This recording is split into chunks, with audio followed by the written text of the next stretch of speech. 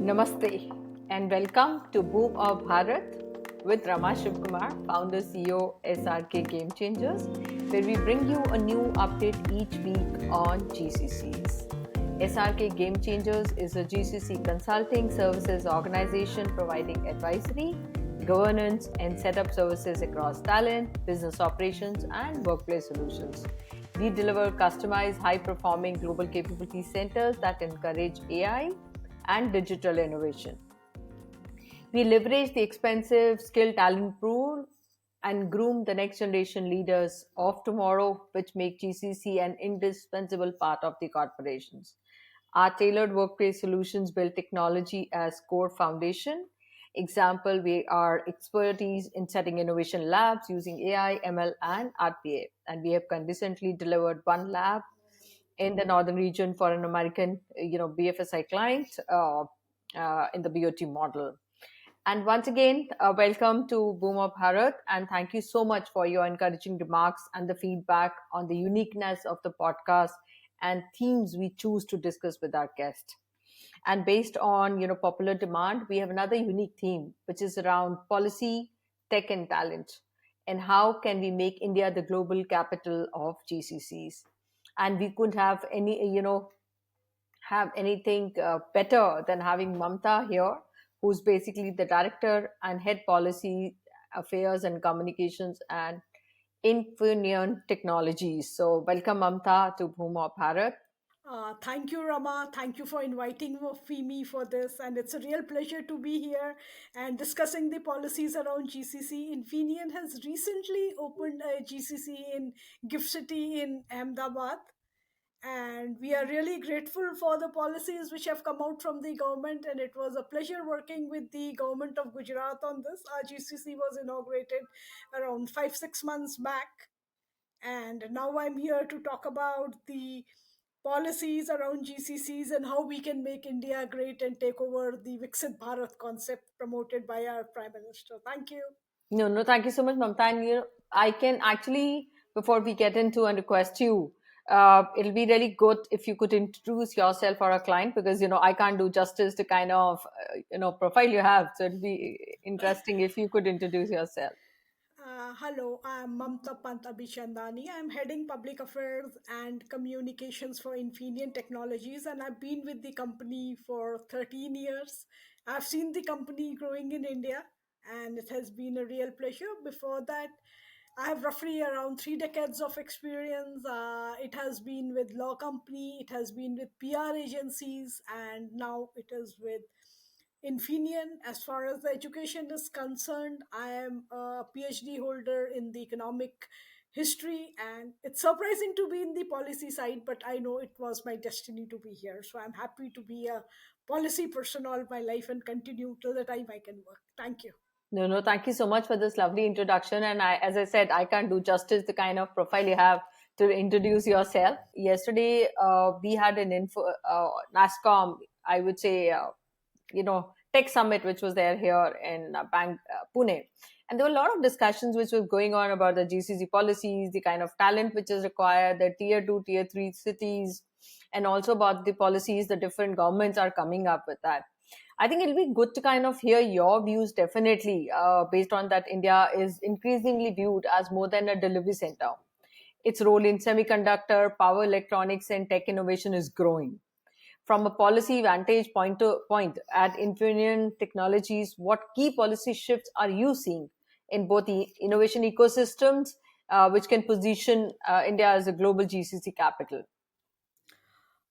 Well, now that's a great question. Speaking from, because I will speak from the semiconductor right now, though I've worked in multiple sectors, but I'm with Infineon.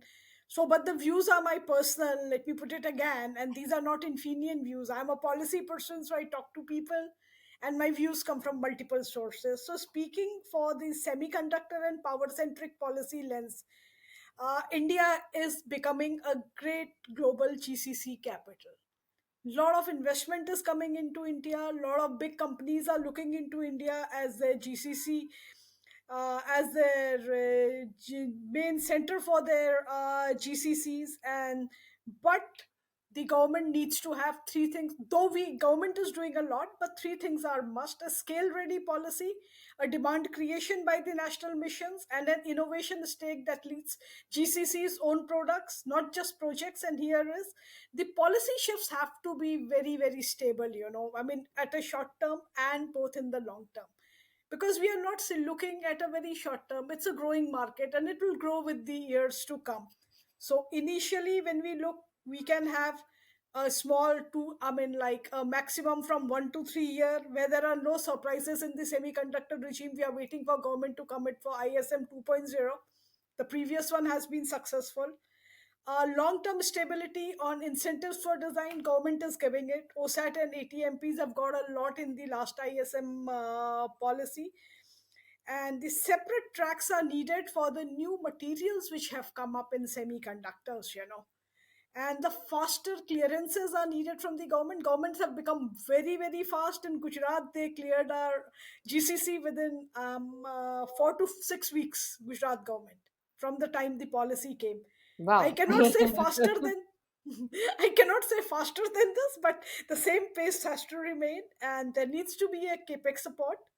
And let me tell you, today what we see, power electronics is one of the biggest near term win for India. We are talking of electric vehicles, we are talking of renewables, we are talking of data centers, we are talking of rail, and we are talking of industry expansion overall.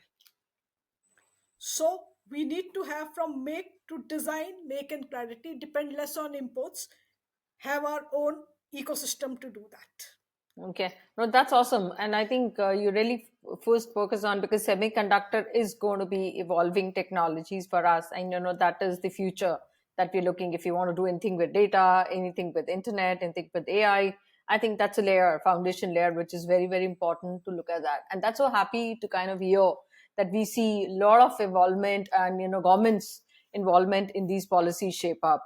I know you spoke about policing around the semiconductor ecosystem. I will also like to understand more about some of these digital infrastructure which is being created from technology and R&D powerhouse for mid-market GCCs, which can help them to kind of establish their deep capabilities in India. These people, I mean, the GCCs are coming up, and they're coming up at various places. And now every government, and I'm not talking about the center, I'm talking about the state governments also. Now state governments are giving their own push to create this, because today when we look at the safety and cyber centers of excellence will be a very, very important part here. And the innovation ecosystem that makes the GCC world class, provided by the government, is going to become another important pillar how these GCCs grow in India. And another thing which we have to be very, very consistent about is the standardization. Our standardization needs to be in sync with the global industrialization, so that when our products, our developments go out from India for the global, these things are needed. So digitalization, yes, very important, but parallelly on the sidelines, the whole ecosystem has to be created so that Indian GCCs become independent. They no longer remain as the backend for the global companies. Yeah, no, no, that's a good point you mentioned, but we have to be kind of participative into the, we need to have a seat on the board. We need to be participative on the discussions which are happening, because, we do have a talent. We do have the kind of, entire knowledge base that we are developing. And, good about Indians is we could really learn and, develop those. And added point to this is going to be, Mamta, how do you see, especially you mentioned about states, upcoming states like, Pune, Bangalore, and Chennai playing a role here for the mid-market they GCCs? they all have their own capabilities. Pune can be extremely strong for the automotive side of it. The whole of western India, the same for north India, can be very strong on telecom on the other side of it. And then the way Gujarat and the other western sides are growing, I mean, you cannot pinpoint it now. It has become, world has become really small now. We can no longer say, okay, Tamil Nadu is only for this, Yeah. Bangalore is only for this. Okay, software specialities remain, automotive specialities remain, but now it's working in, now the mobility is much better. They are opening multiple GCCs now. Yeah. And the university ecosystem has now started working. These GCCs are coordinating with the universities. I mean, using their strong points. Like IIT Chennai is very strong on electric vehicles. Yeah. Yeah. And then IIT Mumbai is strong on drones and power electronics. So all the GCCs are working with the IITs, also giving students opportunities and creating. And the best thing is they are starting a startup co-creation. Yeah. So this startup co-creation can be a big game changer for the GCCs to develop as the individuals who can create, design, and export, and for the use of the local markets. Yeah, in fact, people keep asking about, you are talking about tier one, now tier two. And I keep saying that, look at even tier four, people are kids over there are hungry to learn and to Yes. deliver. And you see a different mindset completely over there. The Gen Zs, what you're talking about is that, that's a new learning. And in fact, when I see the next question, which I really wanted to ask, and your views is going to be that, GCC policies are, yes, there's about tax incentive, real estate support, but you also see other policy levers as IP protection, data governance, or innovation partnerships. So how can these GCCs move the execution to experimentation for these high value We companies which uh, want to we are come to India? Yeah, we are already talking of IP protection. We are already talking of data protection now. The laws are being created. Similarly, for IP protection, also now there are much, much stronger laws. India is no longer what it used to be like few decades back. Hmm. Now, whenever IPs are created, even the creators and even those who support in creation are very clear. There are NDAs signed, there are Yeah. MOUs done, there is everything legal around it. So it is becoming much, much more streamlined, much, much more better Hmm. from the sides. The universities also know it. Now, the best thing is now the government of India has come up with the R&D fund, Hmm. 1 lakh crore. Yeah. Yeah, and which has very clear guidelines, and they've just put out the policy for consultation where IP is very clearly mentioned. Yeah. Yep. Yeah, and we already have data policy in place, and government is coming up with other policies also. So no longer India is seen like one of those countries where things can go, or now that is why we see the influx of GCCs into India Yeah. You today. any example or something you feel from your point of view, I mean your experience, you want to kind of, just highlight that for our audience. That'd be really very helpful. Especially these mid-sized companies who we want to bring them to India and say that yes, you could also, explore the advantage which the larger companies, the Fortune 500 companies have in India. Uh, in the last few years, India has done a very good thing. There is a body Invest India, which is under the Ministry of Commerce, Mm-hmm. and they're not charging anything to anybody. They support you, they handhold you for the newcomers to India, Mm-hmm. and they have the states, and they have the state units, they have the central government units, and they're working in multiple places. So if Mm-hmm. actually somebody needs help, I would suggest them to go to a government body like Invest India, where with every clarity they will be handholded and all the Mm-hmm. work will be done. They even support you with the states on like supporting you with the land identification and that kind of stuff. Mm-hmm. And plus you have so many engineering colleges in India, Yeah. talents are not less. So this all can be work together. Yeah, no, that's a good point. What you brought about that, we have engineering college, we have talent, and we're also talking about those, upskilling programs of the government that you kind of, mentioned. You're also mentioning Yes. about, investment partners who are there to collaborate to make India the sovereign choice for innovation-led GCCs. I think a very good point that you're mentioning. Just anything particular to tier two, tier three cities, how are they shaping these? You want to kind of just focus on? Actually, if you really see, the digital connectivity has made things much, much different. Yeah, I mean, the last 7, 8 years have been game changer here. yeah. Earlier, I remember, I've never done this earlier. I did it with Infineon only. We did hackathons and macathons and various other these enablers to create the products for the market. Mm-hmm. So once you start advertising them, once you put it on the web, once you start it on the digital platforms, you get your expressions from interest from the remotest of corners. Mm-hmm. And Mm-hmm. some of the brightest brains are coming from there. They Mm-hmm. have very less facilities. They don't have facilities like the big cities. They don't have labs. And for this reason, actually, India should have some important labs in all the corners where kids can go and work. Yeah, that's Not awesome. only not only in the main cities. I mean, the big cities. Big cities have access. Hmm. I For this one of the hackathons which we did was for the PM Kusum Yojana. Oh, This okay. is for the electrolyzer switch. Mm-hmm. In the peak of COVID, we had around 700 plus entries, Wow. and not all coming from Delhi. They were coming from the remotest of corners, Mm-hmm. and our engineers supported them through COVID. I don't know how they managed to send the material to them, but the product was made. Okay. No, that's really So awesome. now digitalization has changed the creation ecosystem. Mm-hmm. Okay. No, no, that's a good. You really I am, mentioning. I'm, Huh. I mean, I know COVID was really bad, but somewhere the period has also acted as an enabler for the digital connectivity to the remote. Uh-huh. I don't have to go to that university to do anything now. It can be managed through WebEx, through.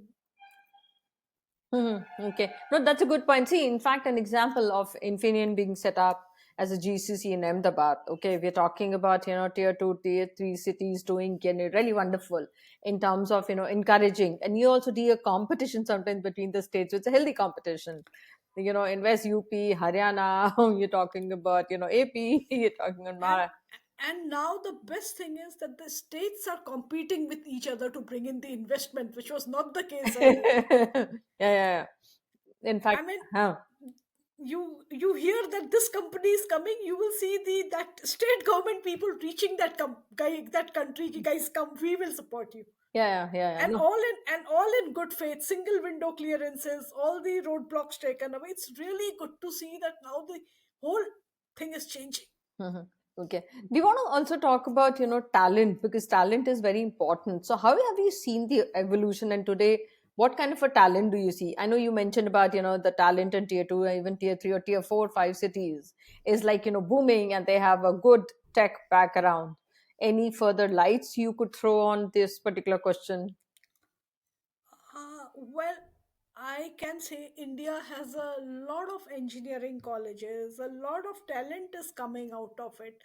But industries should support the universities to create the programs which are more industry savvy. Mm-hmm. Mm-hmm. I mean, most of these kids, well educated, I mean, they have done pass their exams and good numbers and all, but at the end of the day, if they have industry ready programs, they will be more, I mean, they can be hired more easily. Mm-hmm. Today they come with generic, okay, I am BTech in computer science. Mm-hmm. But if that computer science is like diverted towards the industry, they have an industry ready a 6 month or a 1 month, because in Infineon we are doing that. We are Mm-hmm. supporting many universities with their course curriculum, which Mm-hmm. makes them more industry ready. Yeah, yeah. No, that's a good point. And I do see a lot of corporates which are getting involved, working with the industries and the policies, because government is kind of also there. And you have incubation centers in the colleges, a lot of, the Yes. MBA, you do see those there, which help them to kind of try and error and try and fail fast. And Hmm. no, these companies are supporting these innovation centers. They are supporting these incubations by mentoring them. At times giving them boards, at times giving them material to work on. Because I know this firsthand, because I support this in Infineon. And Mhm. Infineon is not the only company. Almost every semiconductor company, electronic manufacturer, EMS, they all are doing it. Mhm. Okay. So it is a very good industry academia relationship is growing well now. It is not that, it is not that typical view, no, industry we should keep away, they are going to kind of use us. Mhm.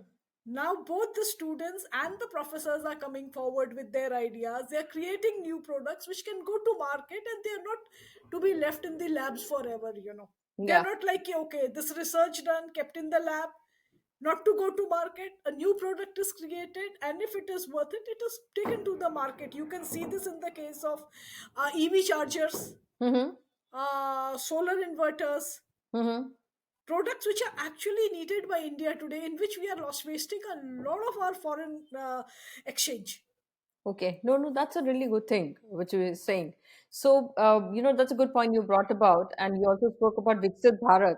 So, it'll be really good for me to kind of hear your thoughts in terms of how do you see mid-size, GCCs contributing to India's Viksit Bharat 2047 vision through sustainable and inclusive growth. It is not just delivery. Frankly speaking, we have to go beyond this. Okay, you are our backend center, you deliver, we will take it to the globe. No, Mm-hmm. that should not happen now. India should have these ecosystem. We have to create the domains of the semiconductor, which is very, very important. You will think I'm talking what PM keeps on saying, but yes, semiconductors are extremely important for country, and the clean technologies which come into country. The supply chain has to be good, and the digital infrastructure to be fully created. Mm-hmm. Once the digital infrastructure is created, we plug into our semiconductor ecosystem, and the AI has to be leveraged for doing this. AI is growing, we all know these Yeah. days how we use AI, everything. So these are the few domains where the power electronics, the smart meters, the designs, the EV chargers, as I'm saying, and the grid connectivity, Mm-hmm. the generation and the distribution of the energy which come, and they are together, and they are together with it. And these, if we can also leverage the tier 2 and tier 3 centers, Mm-hmm. maybe some having some plug and play kind of centers by the government for the smaller players who don't have capacity to create something huge. Yeah. So now And government is doing it. I'm not saying they're not doing it, but they're doing it. And today, what is happening? Today, the multiple orders which come by the government, the products have to be certified in the labs. mm-hmm. So government needs to come up with the labs which are certified by the government, which are also Mm-hmm. internationally certified, who work together for these products to be brought into the market. Okay. So I think what you're mentioning about here is, Mamta, that the companies, mid-sized companies, which are looking at coming to India, okay, and setting up their GCCs can leverage the kind of incubation centers which the government is kind of, sponsoring or supporting. That's a good point, what you really brought about. And they could use India. They could not know the talent but the infrastructure which is there, and they don't need to worry about it, because now we do follow all the GDPR policies. We do follow up all the what the Absolutely. All the semiconductors we policies. follow, and our people are pretty educated to do this. In fact, I And wanted to brought up a point which relating to you was that in COVID you mentioned about we were all working from home, and this was saying that no, India going to, nobody, if working from home, how we going to support, how India is going to support. Not only we support it, we follow through all the rules and the policies from home, because that's a kind of not only people, huh? not only this, the policies were made. The government took us all into the through WebEx, through Microsoft, and we were giving our points through that. We did not see faces. We did not enter government offices for 2 years. Yeah. But policies came, and policies were made, and everything. And whatever said and done, for having no infrastructure, even for the those kits, we became the net exporters. We did that. Yeah. Okay. Okay. Anything else you feel relating to this policies, not just semiconductor, anything on also on IT that you want to kind of focus on, or just share with our audience? Well, I am into the semiconductor domain, so mine is mostly these days related to and within the semiconductors only. But when you look at the market, government is coming up with new policies every day. Hmm. Just now, there has been an announcement on something on the export policy, I think. Mm-hmm. Just now, I saw a PIB release before coming on to you. A kind of new policy has come up for exports. We are waiting for ISM 2.0, which has been deliberated with the industry within the government. Still waiting for it. Mm-hmm. So policy is continuously developing, and government is keeping in mind that how the Indian economy is to grow. Ultimately, we have reached the we have come up multiple places from in the last few years Mm-hmm. where Indian economy stands today. So policies are being made, and especially the policies on the for the white goods, because Infineon Semi, we are as a semiconductor company, we are involved into ACs, into all these things. A lot of policies are coming up. A lot of government is trying to have a local supply chain made. Mm-hmm. A lot of incentives are coming. Government is incentivizing a lot to create the local ecosystem, and this stands for GCCs also.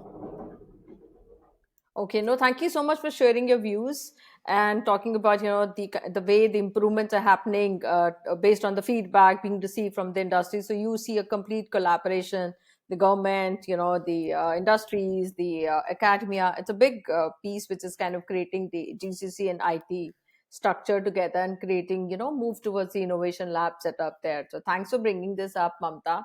On a very lighter side, if India's GCC growth story were a movie, what would you call it? Just a minute. You give me a minute to break up. So if it is a movie, if we create a movie, I think we will call it From the Back Office to the Brain Trust. Wow. So no, because ultimately, if you see, for years India has been used as a back office by the world. It is nothing we cannot hide. We are not ashamed about it. We are happy about it. Mhm, Our talent got recognition, and mhm. now finally we have come onto the front foot. So from back office to the brain trust, globally companies now have trust on Indian brains. Yeah. They know we are capable of delivering. Yeah. No, no, thank you so much, Mamta. I know this topic is a larger topic. We would have, spent hours kind of discussing, debating on this. But in the interest of time, I think we would be, closing this our discussion. So I really wanted to thank you for sharing your insights on policy, tech, talent, and how, making India the global capability centers, global capital for GCC. It's very, very important for us, and also the examples you kind of shared, not just in the tier 1 tier 2 cities but beyond that, and also the example of your Infineon setting it up in Ahmedabad. That was really very important for our audience. So once again, thank you so much for joining us, Mamta, and sharing your thoughts.